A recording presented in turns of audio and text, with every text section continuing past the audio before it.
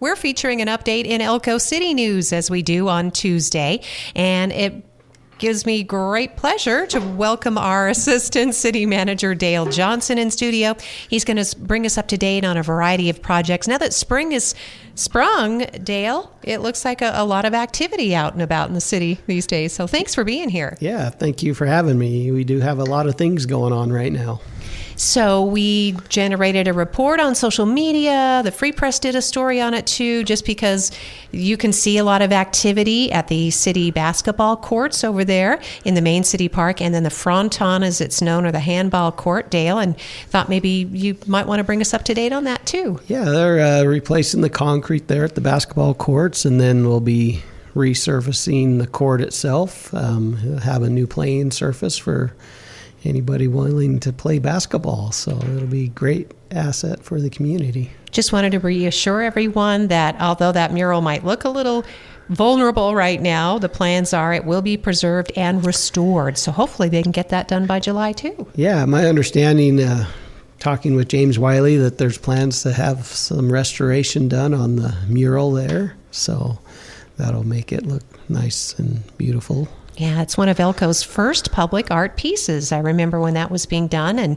and it's an important part of our local heritage, representing the Basque community, the tree of Guernica. You can easily look that up, but it's of significance to a lot of people. So looking forward to see what can be done.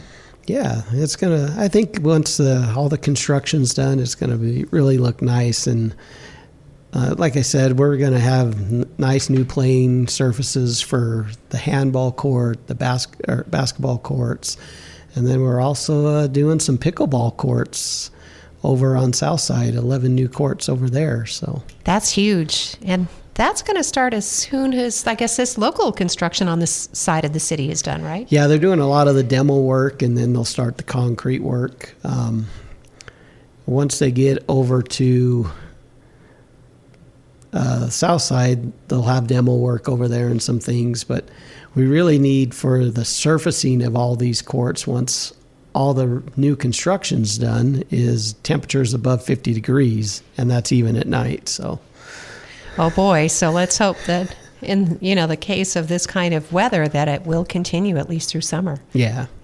Sounds good. Yeah. Thanks for the update. Yeah, there. we do plan to have the handball court and hopefully the basketball courts open before 4th of July, though. Yeah, that's a good. So that's why they're starting early. Well, probably not early. The weather permits, so that's really nice for a change. It's about a $1.3 million redo total. And Dale, that money comes from a fund that's set aside, generated by our sales and actually our room taxes. Our room tax, yes. Right. Yep. So that's a specific fund. So it's important that those businesses pass on those room taxes paid by those travelers and some of us locals. That's right. It really provides the necessary funding for our Parks and Recreation Department. Dale Johnson, of course, Assistant City Manager, our guest today, as we're going over. We have a little break in between meetings, and there is some big safety enhancements going on. In fact, you may have noticed a few of these already up in parts of the city, but tell us about the crosswalk lighting projects, Dale. There are a few of those. Yeah, we have actually 5 of them going on. We've already completed Railroad and 5th Street, Commercial and 5th Street. Those came about right after the construction of the downtown sidewalk project. As you know, we had a lot of activity going on down there, and staff and the public was crossing back and forth across those streets, and we noticed that it's a little dangerous, and we wanted to improve safety down there. So we got those lights up and running, and now we're working today actually on the school zone over on Silver Street for the charter schools. So there'll be flashing lights up by this afternoon for the speed limit, 15 miles per hour on that through that school zone. That's really important, and I know parents and students, the whole community appreciates that kind of safety, Dale. Yeah, it's really good for the community. Providing more safety in the downtown area. That moves us on to Silver Street at 3rd Street and 4th Street, where we also have rectangular rapid flashing beacons being installed in those 2 intersections. So did the pedestrians activate those, Dale? They do. Okay. Yeah, there'll be push buttons there at the crosswalks, and so all 4 of those corners will have those push buttons. So. And then is there a specific fund that those came from? The ones there at Silver Street and 3rd and 4th are being paid for out of our public works and our facilities budget. Okay. The same with the crosswalk crosswalk and speed limit signs at the charter school. The RDA fund purchased the ones for the corridor. So I think that's a good reminder, Dale, that those funds that are generated by the General Improvement District go back into these enhancements for pedestrian safety, not just for private property improvements in the form of matching grants. Yeah, we do have those matching grants that for the storefront grant and the infrastructure grant that our downtown business owners can apply for, and those actually just closed, so we're be reviewing those applications soon.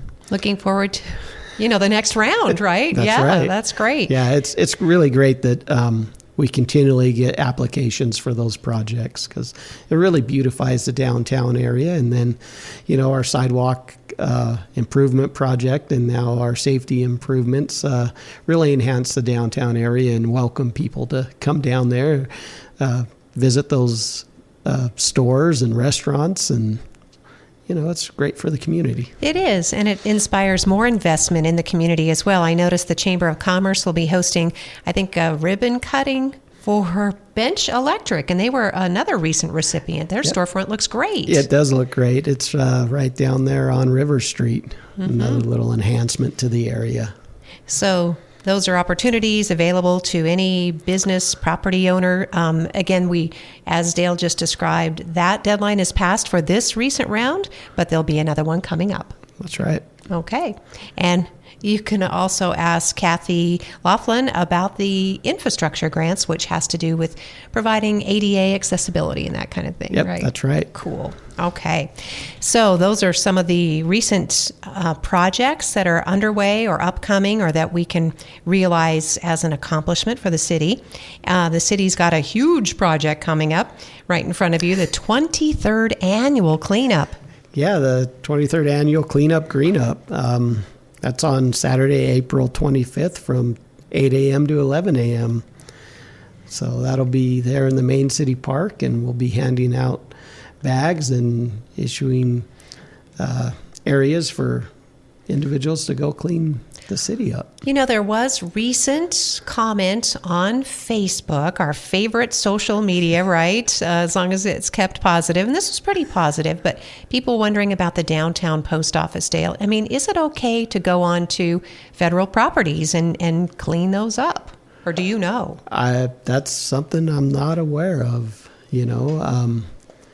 I'm sure if you went in and talked to the post office, they would appreciate the help if someone could clean up around that area. Yeah, it does, I guess it's got some trash, but then also, trash is easy, right? You could just do that when you walk by. Yeah, pick it up if you see it on the ground. Yeah, pick it up. And then mowing and maintaining, that's a little more detailed, and obviously. But it is sad to think that maybe some of our federal facilities just can't keep the facade, that they have in the past. We don't know. We don't know the reasons, or there's nothing, it's just a fact, and it's part of our downtown. And when people would like it to look vibrant and clean, and it's a historical building too. Yeah, if there's trash around that building, simply just people can pick it up as they see it. Yeah. Could be part of our cleanup. We can all do our part. Yes, absolutely. I just did that driving into the radio station. I said, somebody littered in our parking lot. Instead of being grumbly, well, I was grumbly to myself, but then I just said, okay, I'll just pick it up and put it in the trash. Yeah, a little easier. Yeah, it is a little easier. So clean up, green up. Believe it or not, that is how this event started 23 years ago. Delmo and Riozzi, I believe, may have had your former position as Public Works Director, Dale. He was former Public Works Director, but also the Assistant City Manager. And he was downtown with his daughter, who was small and could see things on the ground, and said, why is this so messy? And then from that, the idea grew that, yes, why is this so messy? We should take pride in our community. And now we have this cleanup, green up. Yeah, and then we also have the vouchers that were council approved at the last meeting for, the landfill. So, which means if you volunteer on the day, because that's free landfill all day for everyone, but if you're a part of a volunteer effort and you say, I don't get to my own property to clean up, you do. You can take that free voucher that you got as long as you register in advance, right, Dale? And then you can use that any day. Yep, that's correct. So super cool. Clean up, green up. There's a website. Do you want them to go to the city's website? Yeah, the City of Elko website, elkocity.com. Perfect. Dale Johnson is our assistant city manager, just reminding us of some cool local opportunities in between city council meetings. Big Boy is coming back. I was so excited to hear Big Boy with that. There's just nothing like the sound of a steam engine and a whistle going right through your town. Yeah, it passed through yesterday, and we do have an event on I guess it's the eastbound trip, where the Big Boy will be stopping over for April 15th and 16th. We'll do the public viewing the afternoon of the 15th. I believe that's running from 3 to 6 p.m. Out there on Manzanita. We will be not per se closing the road, but we'll be have traffic control set up and directing traffic through that area. We'll keep it going one way. So down is Manzanita. Is it further? Is it going to? Well, yeah, because the landing point for it is it closer to the UP Yard? Yep, it's right at the UP Yard. So if you go down Union Pacific Way and then make your left-hand turn, that's the way we'll be directing traffic. And then to get out of the area, you'll meet back in with Idaho Street right at Manzanita. Yeah, and that also. It might take some time, but it's definitely worth it. I mean, to get to see Big Boy up close. Yeah, super cool. So April 15th. That is next week already on Wednesday, beginning at 3 p.m., 3 to 6 p.m. And that'll be a public opportunity to get a little more up close and personal to Big Boy. That's the huge steam locomotive. It's one of the largest still operating. And I think it dates back, it was built in 1941. I believe so. Yeah. The train will be here on the 16th. Not sure how visible it will be from the road, but there may be some areas where you can still see it. They will be doing their employee appreciation for the railroad employees and little VIP tours for them. Oh, that's really nice. We have a Union Pacific Yard right here in Elko, as Dale Johnson's mentioning. It's along Manzanita Drive. So it's a great opportunity, again, this is part of the America 250 celebration. Yeah, it is. Yeah. In conjunction with it, their tour. Well, and speaking of, Dale Johnson, our assistant city manager, is overseeing the City of Elko Arts and Council Advisory Committee, and they have a couple of America 250 art projects planned for downtown. Yeah, we do have, the city actually has 2 projects that we're working on, and then the Elko Arts Foundation also has one that they're doing for Elko County.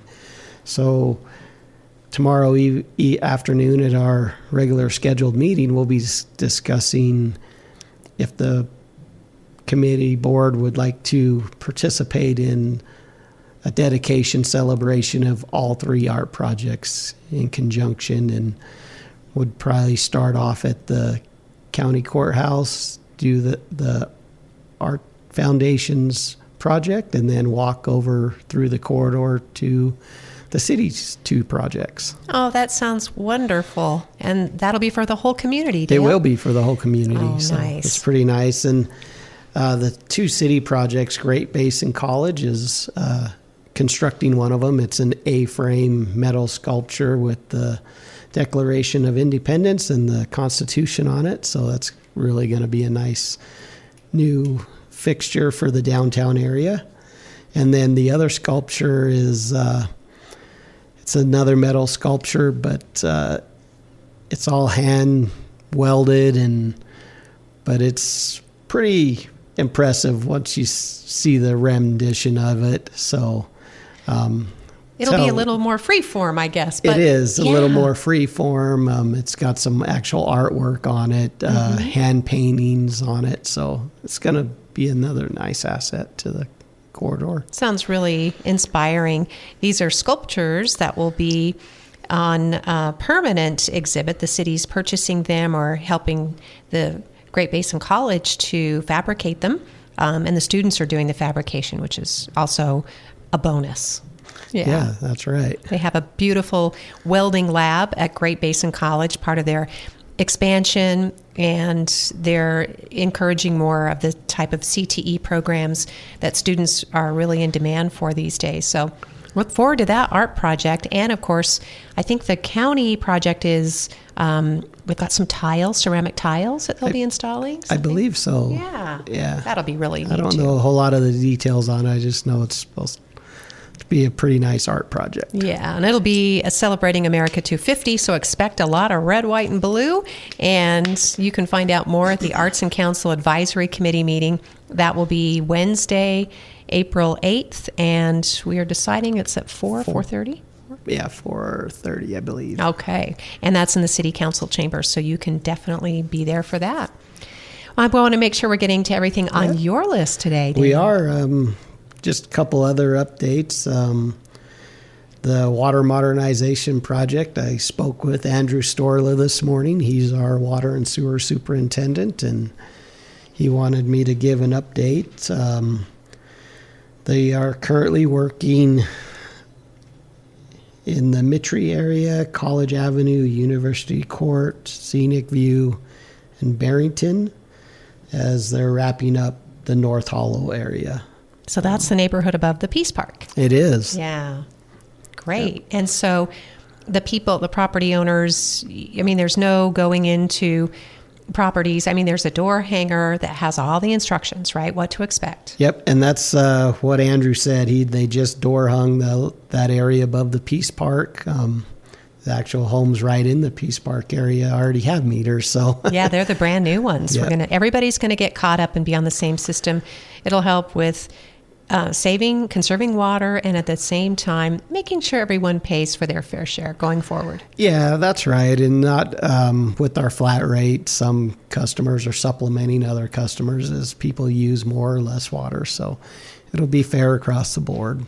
And if anybody does have questions about the water modernization plan, Dale, they should just reach out to Public Utilities, right? Yeah, they can reach Jim Kerr. He's our utilities director, but Andrew Storla and Steve Schroeder there at the water shop can also be very helpful, and because they are the guys on the ground doing the work. So. And speaking of doing the work, anybody that's working on behalf of the city is going to have type of uniform, vests, badges. Yep. Right? The city water department uniforms, blue pants, yellow reflective shirts. They say City of Elko. Their names are on them. They have badges and things like that. And they'll have City of Elko work trucks. So dogs can't read, but you can also reassure your dog that they're authorized to be working in the street or right around the yard. So about how far along would you say we are, Dale, with our water modernization project? They're still installing meters in the existing pits in that North Hollow area. They've had a lot of issues with very deep meter pits. Some of them have had to be changed out. We've had to work with residents, homeowners, because they were tied into the meter pits illegally with their irrigation systems, which you can't do that. So that's got to be uncomfortable. Yeah, that's hard conversations. And, we try to work with them because really they should have their own shutoff valve for their irrigation system. So they'll have to dig a hole, or while we're installing the meter pit, we try to work with them so they can install their irrigation right off there at the backside of the meter pit. And that's a really good topic, Dale, because, for example, someone like me, I know our family, we did not install the pit, or do those things. We don't have the water meters yet, but irrigation systems, yes. And that was a later addition. So if you had somebody do the work, and you're just assuming it was done properly, I mean, you're just... Yeah. And a lot of times we've heard the irrigation companies at the time that put them in. It was an easy place to tie into the water system. So Right. So that was kind of a loophole they took advantage of. Yep. Okay. So it would be up to the property or homeowner, say if they wanted to go to, hopefully they used a licensed contractor or something like that to say, hey, now you need to come in and do it the right way.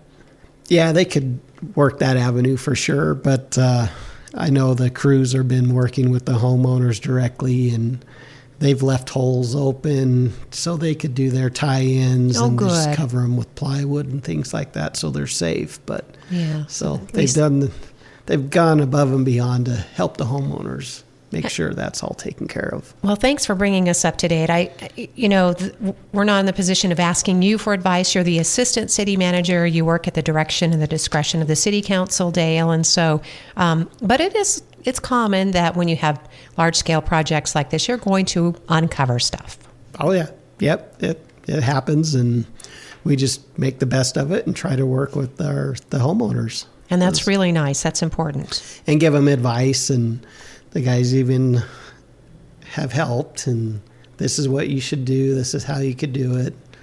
And if they have everything they need to connect when the guys are there installing the pit, they can even help them with that. So, Well, that's really nice. So that's, as you said, sort of above and beyond. So, Barry, I think your real challenges are going to be when you get to the tree streets, right, Dale? yeah.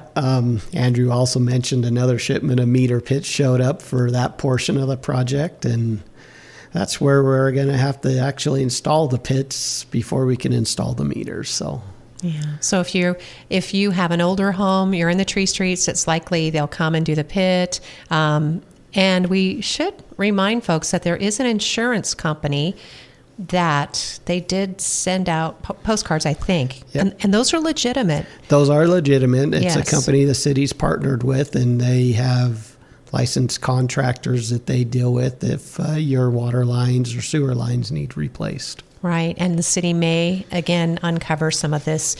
Now, if you're a renter, this is the responsibility of the property owner of which you're renting the property, right? It is, yeah. And the insurance policy on those is very inexpensive. I mean, it's probably like $130 a year for the water and sewer, and it replaces up to like $8,000, I believe. Mm-hmm. Yeah, So, it could cover quite a bit that gets uncovered, especially on those older properties. Yeah, and with the sewer, I mean, the sewer lines, especially in the tree streets, are old. A lot of them are clay.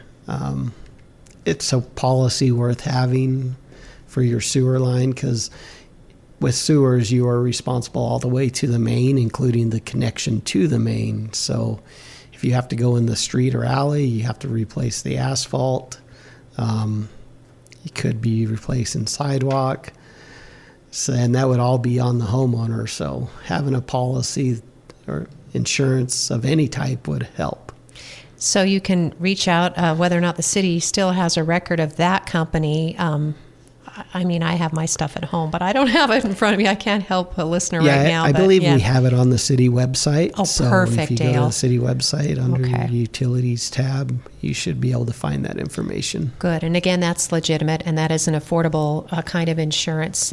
Because again, they call it the tree streets because of all the trees, and then those create the tree roots, and then those can invade the pipes too. They can. Yeah, and cause some of those problems. So moving on, want to make sure that we've kind of topped off your list today. Yeah, we have, Andrew also mentioned that their Exit 298 sewer lift station project should be wrapping up at the end of this month. They're actually doing their commissioning testing on the pump station there and some other components of it. They have pig launchers, which is a foam plug that can be flushed down the line to clean the lines if they get plugged up. So they have a lot of commissioning to do on that station. And But that's exciting. it is exciting because once it's up and running, that would put Komatsu on that lift station, the Golden Gate truck stop, the old coach building. Coca-Cola would go on to that. So, And that's then a sewer lift. sewer lift station. Yes. So Yeah. pumps the sewage back to the wastewater plant, and it opens up for more development in that area. Yeah, because it's not practical or economical, obviously, to have these septic systems. They'll be able to abandon those? They will be able to abandon those, and a lot of them have actually had issues over the years with them out there because of the high water table due to the river. So, yeah, it'll be good to get rid of those septic systems. That is good to hear. So Exit 298 is nearly complete. Again, this is a project that the city, well, when you were the Public Works Director, Dale, now you're the Assistant City Manager. So you get to see Utilities this through. Director. Utilities Director, Yep. I'm sorry. Yeah. I think, did we change, or we have two of those positions? Well, we had the former Public Works Director was Dennis Strickland, but that's right. That position was not replaced, and Paul assumed those duties as the street superintendent. And hopefully Dennis is just off golfing somewhere. I'm sure he is. That's right. Talking with our Assistant City Manager, Dale Johnson, here today. We're in between meetings, so we don't have an agenda that we're looking over, but anything obviously that, maybe stands out. It was a great celebration yesterday at the airport for the Centennial Airmail service. Yeah, that was a great celebration. Our 100-year of flight service for mail service in Elko. So we have such a great history for that, from the Pony Express, obviously having cabins here. The museum has a beautiful cabin and exhibit right out front commemorating the short-lived Pony Express, but then, of course, delivering mail by air. That was novel, and Elko said, sure, we'll do that. We'll participate in that. Yeah, and be one of the, 3 communities that has now reached 100 years. Yeah, so. Pasco, Washington, and Boise, Idaho. Yeah. So good for us. And if you missed it, don't worry. You can just go to the airport, go to the terminal. There's free parking, and then you can just go in and enjoy the exhibits. There's a great little, the Kingdom Grub Cafe is in there. Yeah, and they, like Jim Foster said yesterday, they have their own little museum down there with a lot of photos and artifacts of, air service. So Elko has very great. Unique. It is. It's unique. We have great aviation history. There are photos. Amelia Earhart flew into the Elko Regional Airport. I think it was called something else at that time. But then we also had Charles Lindbergh that flew in. There's a whole list. I have, because I picked up my free quarterly during the event yesterday, so it's got a history of the Elko Airport from dirt runways up to 1926. Yeah, pretty cool, huh? Yep, it is. They also have the boot out there that was from one of our art projects that shows the Pasco, Washington, and Boise, Idaho, and Elko flight. Yeah, that boot, really, that is such a great work of art. And those boots are available. They're mapped, I believe, now, and so you can go out and tour them. They are mapped, and we're working on, that's one of our things we're doing with the Arts and Cultural Board is updating those maps and we're also updating our master plan for arts and culture. So nice. So look forward to more art to come. And we want to thank our friend Sandy Beeler. She was at work on the Bloom's boot in downtown Elko, right there at 5th and Idaho, and she gave it a refreshing paint job, and it's still got its glittery purple. That's not going anywhere. But and then she painted the benches, which was really sweet too. So they're bright colors, and yeah. So we're just getting ready to spruce up and clean up and get ready for a fantastic summer, right, Dale? Yeah, we are. Yeah. And then we'll have our America 250 celebration there with all the art projects. And you're going to be back with us next week and tell us what's on the agenda, huh? I am going to be back next week. I'm glad. Thank you. We appreciate you very much. Appreciate the work that you do. On behalf of the City of Elko, it's Dale Johnson, our Assistant City Manager. Thank you, listeners, for joining us for today's regular update in City News. There is a house being demolished on Court Street right now, like around 6th and Court. That's not a city project, Dale, but that's the county owns that building, and I think they're either making way for some parking but that building's been sitting vacant for a long time. So it's about time they're tearing it down now. Yeah, spruce up the area. Yep, clean up, green up, tear out those old buildings that don't have any use anymore. So thanks again for joining us for today's Elko Live. I hope we got to everything for you today. We did. Thank you.